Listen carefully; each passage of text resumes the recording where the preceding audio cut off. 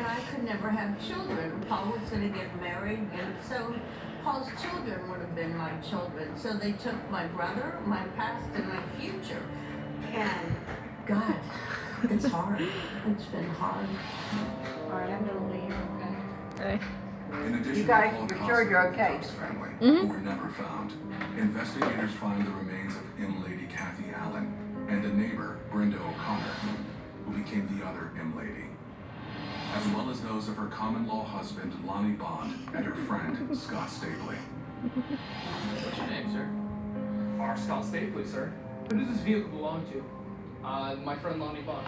We found out that Brenda O'Connor lived on an adjacent property very close to the lake. Her, Scott Stapley, and Hi. Lonnie Bond, and her child.